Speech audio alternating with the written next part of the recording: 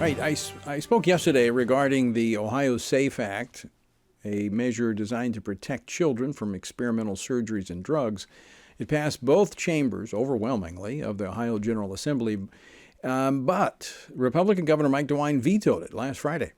While the need to protect children from harmful and permanent gender procedures remains urgent, Governor DeWine's veto also marks a setback for girls and women's sports and ultimately their safety. Joining me now to discuss this, Meg Kilgannon, Senior Fellow for Education Studies here at the Family Research Council. She served in the Department of Education during the Trump administration. Meg, welcome back to Washington Watch. Thanks for having me, Tony. Happy New Year. Well, thank you. Happy New Year to you as well.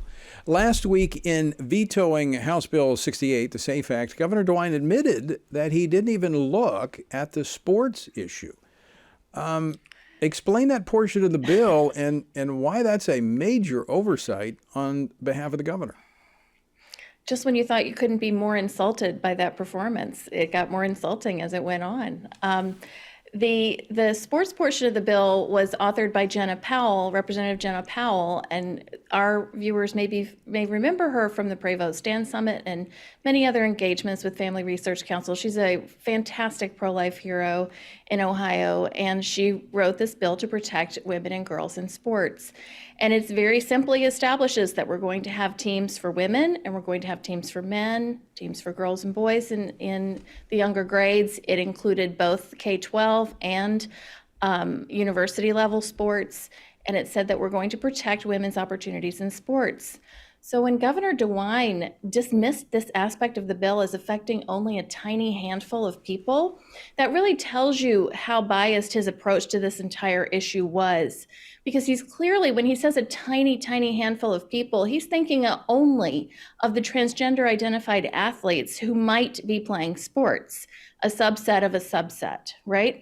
But he's not considering the athletes, the female athletes especially, who are going to be playing against those transgender identified students, those boys who are identifying as girls and who are taking spots away from girls on sports teams, who are competing with their male bodies against females with their female bodies, and boys who can run faster, who are stronger, who throw harder, who kick farther, et cetera, et cetera, et cetera.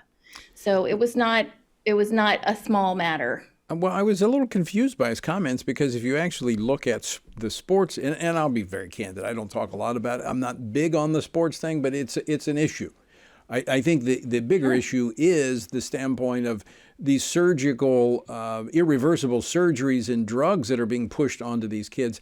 But when you compare the number of people impacted, fewer impacted by the surgeries and the drugs than all of the girls playing sports in the state of Ohio. Absolutely. And I mean, the boys too. Boys don't necessarily want girls who think they're boys in their locker rooms either. But yes, it definitely, it impacts the girls much more severely. And it was very curious, those remarks, right? Because fortunately, if you believe the transgender activists, there's no minor surgery happening in Ohio. I find that difficult to believe. But the procedures, the medical procedures are becoming more and more common. But that still doesn't come close to the number of children who play sports. Right. Lots of kids play sports. And it's, frankly, I'm a bit surprised. He is a major outlier on this issue because the sports bill has really been at the tip of the spear of turning people's minds on this to address women's sports because of not just the fairness and the college scholarships, but the safety issues involved here.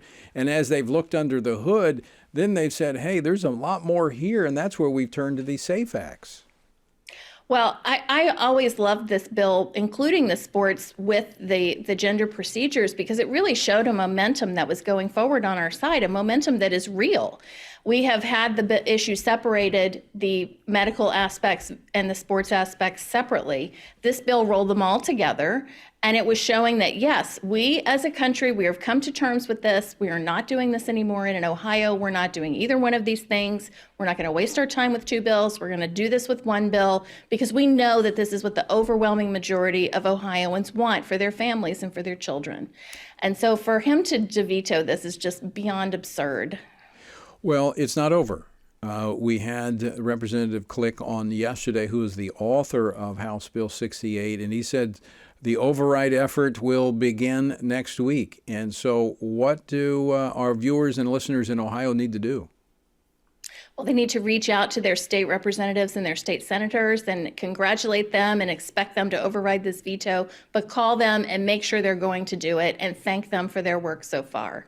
Yeah, don't take anything for granted, folks. This is, it passed overwhelmingly veto-proof margins in both chambers of the Assembly, but you need to contact them. We make it easy for you. You can go to tonyperkins.com, and under episode resources, there's links so you can contact your representative and your senator. Meg Kilgannon, always great to see you. I guess you're headed out now to the basketball court. Thanks for having me, Tony.